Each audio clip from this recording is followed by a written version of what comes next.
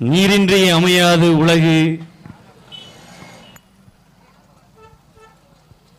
அப்படின்னு வள்ளுவர் ஒரு குறள் சொல்லியிருக்காரு. நம் முன்னோர்கள் இல்லை, இப்போதான் ஆரம்பிச்சிருக்கேன்.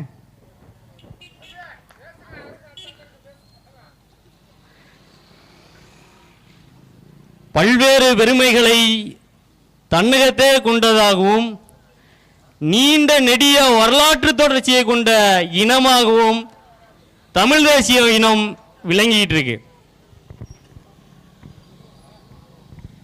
ஓடுகின்ற நீரை தேக்கி அதை பாசனத்திற்காகவும் பயிர் மேலாண்மைக்காகவும் பயன்படுத்த முடியும் என்பதை இந்த உலகிற்கே உரைத்தவன் நம் பாட்டன் கரிகால் பெருவளத்தான் தான். 2000 ஆண்டுகளுக்கு முன்பாக மணற்பாங்கான ஆற்றின் குறுக்கே ஓடுகின்ற பெரு வெள்ளத்தை தடுத்து கல்லணையை கட்டியவன் நம் தமிழன். எகிப்தின் நைல் நதியின் குறுக்கே தடுப்பணை கட்டும் முயற்சி தோல்வியில் முடிந்ததாக இந்த வரலாறு அறிவிக்கின்ற காலகட்டத்தில் கல்லணையை கட்டியவன் நம் தமிழன். இந்த உலகத்துக்கே நீர் மேலாண்மையை கற்றுக் கொடுத்தவன் நம் தமிழினம். காலுக்கு அடியில கொள்ளிடம் ஓடுது, காவேரி ஓடுது. ஆனால் இந்த சிறுகாமூர் மக்களுக்கு குடிப்பதற்கு தண்ணீர் இல்லை. உண்மையா இல்லையா? பெண்களுக்கு தான் தண்ணி இல்லை, ஆண்களுக்கு தண்ணீர் 24 மணி நேரமும் முழுமையா கிடைக்குது பக்கத்தில் உள்ள ஒயின் ஷாப்ல. இந்த திமுகவும் அதிமுகவும் மாறி மாறி வந்து நாங்கள் மதுவை ஒழிப்போம், நாங்கள் மதுவை ஒழிப்போம் என்று வாய்க்கிளியா பேசும். அவங்க பேசுனதெல்லாம் உண்மைதான், நான் ஏத்துக்கிறேன். அவர்கள் மதுவை ஒழிப்பேன் என்று சொன்னது உண்மை. எங்க ஒழிச்சாங்க? ஒயின் ஷாப்ல இருந்து வாங்கி பிளாக்ல வீட்டு சந்து பொந்துல ஒழிச்சு ஒழிச்சு வச்சான். ஆனா நம்ம தமிழ சாதாரண ஆள் நினைக்கிறியா? சாதாரண ஆள் நினைக்கிறியா? இவன் வாங்கி ஒழிச்ச மதுவை தேடி கண்டுபிடிச்சு குடிச்சா இல்லையா? குடிச்சான். தமிழ அந்த இடத்துல நிக்கிறான். அதனாலதான் வந்தவன் போனவன் நம்மள ஆண்டுகிட்டு இருக்கான். தமிழ இன்னமும் அதை வாங்கி குடிச்சு அவனுக்கு அடிமையா வாழ்ந்துகிட்டு இருக்கோம். இந்த உலகத்துல இந்த உலகிற்கு வேளாண்மைக்கு முக்கியத்துவம் கொடுத்த நம் தமிழர்கள் காவிரி தென்பெண்ணை பாலாறு தமிழ் கண்டதொரு வையை பெருநை நதி என மேவிய பல நதிகளோட தம் திருமேனி செலுத்த தமிழ்நாடுன்னு அன்னைக்கே பாடினா இல்லையா? அந்த அளவுக்கு இங்க வேளாண்மை செழித்து சிறப்பாக இருந்துச்சு. அது மட்டும் இல்ல, பல்வேறு நீர்நிலைகளை உருவாக்கி வச்சான். எதுக்கு வச்சான்? இங்க விவசாயம் சிறப்பா செய்யணும், இந்த மக்களுக்கு நீர் தேவை இருக்கு என்பதை உணர்த்துவதற்காக. நீர் இல்லைன்னா ஒரு மனிதன் வாழ முடியாது அப்படிங்கறதுனால அந்த நீரை சேகரிச்சு வச்சான்.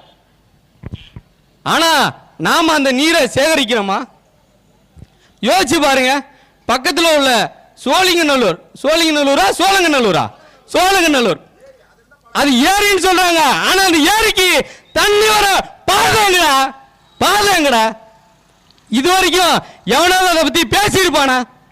பக்கத்தில் கொள்ளிடம் தண்ணி வருதா இல்லையா? வருது. ஏன் அங்க வரல? பம்பு செட்டை வச்சு இறக்கிறான். 10,000 கோடி ஆகுதா? ஆகும். எதுல ஆகும்? அவனுக்கு லாபம். அது நீ பேசிட்டு இருந்தா நான் பேச முடியாது. அப்படி இந்த ஏரிக்கு தண்ணீர் வர பாதையை இதுவரைக்கும் எவனாவது ஏற்படுத்தி கொடுத்திருக்கானா? யோசிச்சு பாருங்க. நமக்கு என்ன தேவை? யோசிச்சு பாருங்க. ஒரு மனிதன் தண்ணீர் இல்லைன்னா வாழவே முடியாது. உண்மையா இல்லையா? மனிதன் தண்ணி இல்லைன்னா இந்த உலகத்தில் மனிதன் மட்டும் இல்ல, எந்த உயிரினமும் வாழவே முடியாது. ஒரு புல்லு பூண்டு கூட இந்த மண்ணில் முளைக்காது. அப்பேற்பட்ட இந்த உயிர் தேவையை நாம் வீணடிச்சிட்டு இருக்கோம். இப்ப சமீப காலத்தில் கூட ஐநா ஒரு அறிக்கையை வெளியிட்டு இருக்கு. என்ன வெளியிட்டு இருக்கு? இங்க இந்த உலகத்தில் தமிழ்நாடு, சீனா, அமெரிக்கா போன்ற நாடுகள்ல தண்ணீர் திவாலாகிட்டு இருக்கு அப்படின்னு ஐநா சொல்லுது. அது என்ன சொல்லுது? உலகத்திலே மிகப்பெரிய நிலத்தடி நீர்மட்டம் 20 இருக்கு. அந்த 20ல 13 நீர்நிலைகள் மரண தருவாயில இருக்குன்னு ஐநா சொல்லுது. என்ன சொல்றான்? இந்த 13 நிலத்தடி நீர்நிலைகளும் இனிமேல் ஊறணும் நினைச்சா கூட ஊற முடியாத அளவிற்கு கீழே போயிருச்சுங்கிறான். நமக்கு தண்ணீர் பஞ்சம் தலைவிரிச்சு ஆட போது, நமக்கு தண்ணீர் இல்ல, தண்ணீர் கிடைக்காதுன்னு ஐநா நமக்கு அறிக்கையில கொடுத்திருக்கான். ஒண்ணு இல்ல, இங்க ஆறு, குளம், ஏரி, இந்த குட்டைகள்லாம் இருக்குல்ல, இந்த குட்டையில நம்ம இந்த தண்ணீரை தேக்கி வைக்காத காரணத்துல இங்க இவ்வளவு பிரச்சனை வந்துட்டு இருக்கு.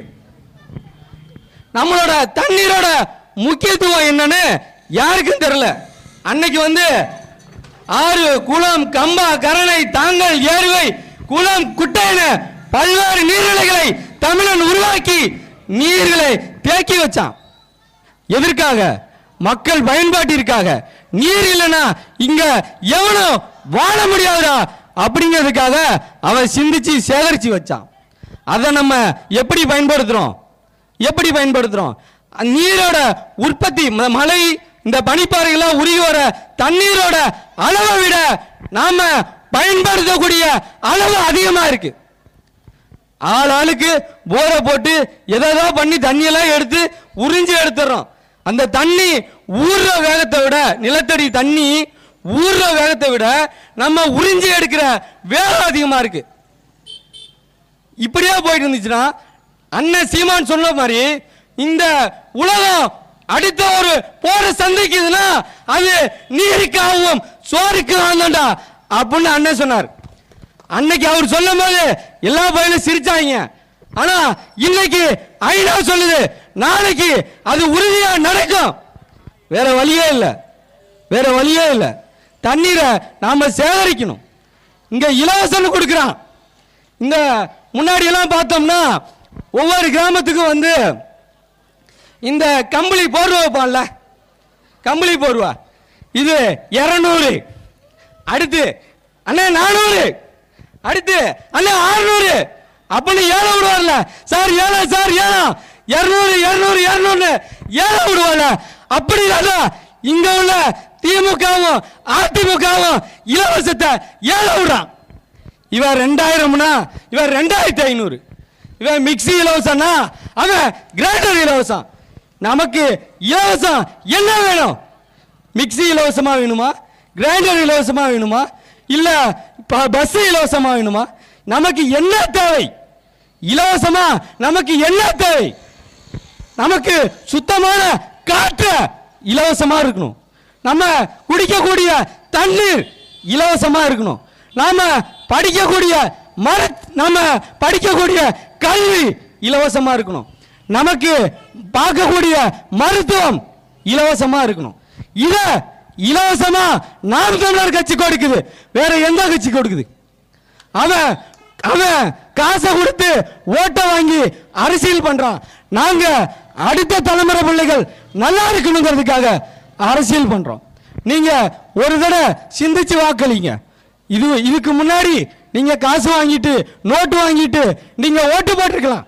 ஆனா இந்த முறை ஒரு முறை இந்த விவசாய சின்னத்திற்கு இந்த எளிய பிள்ளைகளின் அரசியலை கொஞ்சம் உள்நோக்கி நீங்க கவனத்தில் எடுத்து பார்த்து இவர்கள் என்ன சொல்றார்கள், என்ன பேசுறார்கள், இவர்கள் எதை இலவசம் என்று சொல்கிறார்கள் என்று சிந்திச்சு வாக்கு செலுத்துங்க. நம்மளை சிந்திக்கவே விட மாட்டான். காலையில வேலைக்கு போகணும்னாலே கட்டிங் போட்டு தான் வேலைக்கு போறோம். வேலையை முடிச்சு வந்தாலும் திருப்பி அந்த காசை கட்டிங் போட்டு தான் படிக்கிறோம். இதுல எப்படி நம்ம சிந்திக்கிறோம்? சிந்திக்க முடியுமா? அவன் நம்மளை போதையிலே வச்சிருந்து சிந்திக்க விடாம இந்த மக்களை அடிமையா வச்சுட்டு இருக்கான். ஒரு தடவை நீங்க சிந்திச்சு விவசாய சின்னத்துல வாக்கு செலுத்துங்க. அப்போ நீங்க நினைக்கக்கூடிய உங்களுக்கு தேவையான எல்லாமே கிடைக்கும். ஒண்ணு இல்ல, உங்க குழந்தைகளை இன்னைக்கு அரசு பள்ளிக்கூடத்தில் நம்மளால படிக்க வைக்க முடியுதா? முடியாம ஒவ்வொரு கூலி தொழிலாளியும் தான் சம்பாதிச்ச காசை தனியார் பள்ளிகளை கட்டி அந்த பிள்ளைகளுக்கு நம்ம எல்கேஜிக்கே 20,000 கட்டுறோம். எல்கேஜில இருந்து படிக்க வைக்க ஒரு பட்ட படிப்பை முடிக்கிறதுக்குள்ள ஒரு தொகை ஆயிருது. அதுக்கப்புறம் அவனுக்கு வேலை கிடைக்குதா? யோசிச்சு பாருங்க. நாங்களாம் அப்படி கஷ்டப்பட்டு படிச்சு வந்துட்டு வேலை இல்லாம தான் இங்க உட்காந்து கத்திக்கிட்டு இருக்கோம். வேலை இல்லாமனா எங்களுக்கு பொழப்பு இல்லாம இங்க மேடை ஏறி கத்தல. எங்களுக்கு அரசாங்கம் வேலை தரல, அது எங்களுக்கு வேணும். நாங்க படிச்சுட்டு வேலை இல்லாம இருக்கோம், அதை கொடுக்கிறது அந்த அரசோட வேலைடா, எங்களுக்கு வேலை குறான்னு கத்துறோம். எதுக்கு கத்துறோம்? அடுத்த தலைமுறை பிள்ளைகள் நல்லா இருக்கணும் கத்துறோம். நம்ம குடிக்கிற தண்ணியும் நம்ம சாப்பிடக்கூடிய இந்த உணவும் நஞ்சில்லாம இருந்தாதான் நம்ம உடல் ஆரோக்கியமா இருக்கும்.